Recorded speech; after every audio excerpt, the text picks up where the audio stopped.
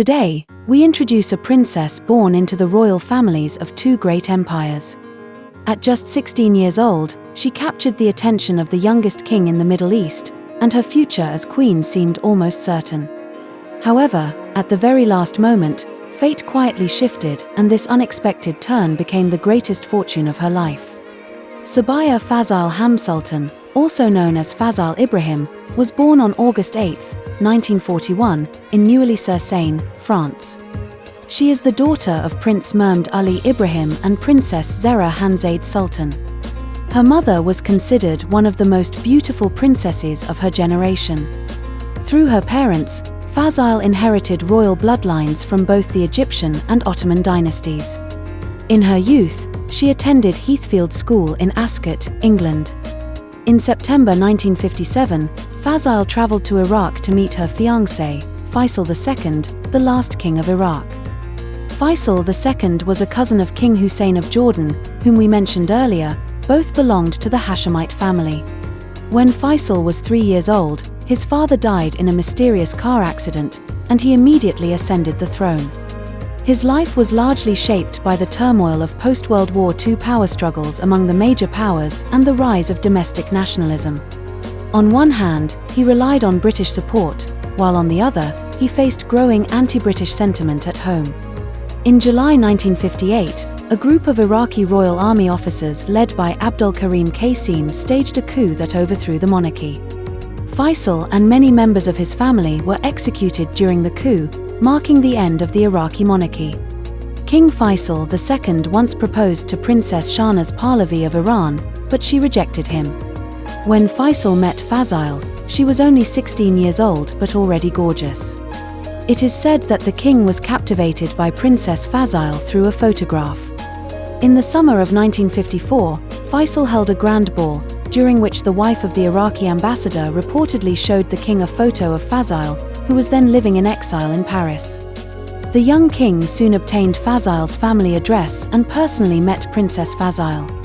Shortly thereafter, the two met again in Istanbul, where they swam and water-skied in the Sea of Marmara. Before long, Faisal proposed to her and held the engagement ceremony at the Abu Bakr Yalili Hotel in Yenikoi. 2 days later, Faisal departed to return to Iraq. The engagement shocked Fazal's parents, as she was not only the daughter of two exiled royal families but also very young and still in school. However, they eventually consented. Shortly afterward, Fazal's mother, Hanzade Sultan, announced the engagement at a press conference. At the same time, Baghdad Radio announced the upcoming wedding. A week later, a delegation led by Prime Minister Nouri Said brought an engagement gift consisting of a brooch and an emerald ring. At that time, Fazal was attending a finishing school in London, preparing for her role as queen in the coming year. Fazal's uncle was in charge of managing her dowry. On July 14, 1958, King Faisal planned to travel to Istanbul to attend a meeting of the Baghdad Pact, and a few days later, Fazal was to arrive in Istanbul from London. The king and his fiancée planned to spend the summer by the Bosporus and marry in the first week of August. However, Istanbul never got to see the young Iraqi king. On that very day, just 2 weeks before the wedding, Faisal was assassinated during a coup. His body was then thrown onto a military jeep, dragged through the streets of central Baghdad for public display, and afterward hanged as a symbol of a tyrant. The news of the coup shocked everyone. As the king's fiancée, Fazal and her family only learned the details of the coup several days later. During the coup, not only the Iraqi king but also the crown prince, the crown princess, the crown prince's mother, and the king's aunt were all killed. Fazal narrowly escaped this tragedy. Had the coup occurred after her wedding to the king, she, as the Queen of Iraq, likely would not have survived. The Ottoman and Egyptian princess who nearly became Iraq's last queen then disappeared from the headlines. On April 10, 1965, the 24-year-old Fazal married Hayri Yurguplu, the son of Sut Hayri Yurguplu, who had served as Turkey's prime minister for 7 months. The couple had 2 sons, Ali Swad Yurguplu and Mehmed Salim Yurguplu. They divorced on September 24, 1980. During the 1980s, Fazal also worked for UNESCO. On June 18, 1983, Fazile remarried Jean-Alphonse Bernard, and the couple lived in France.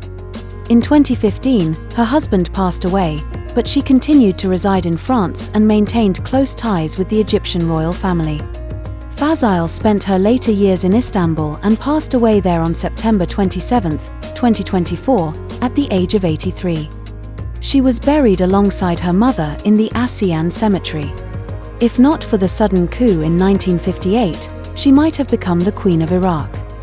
But it was precisely because she never wore that wedding gown that she escaped the bloody purge and lived to grow old in peace.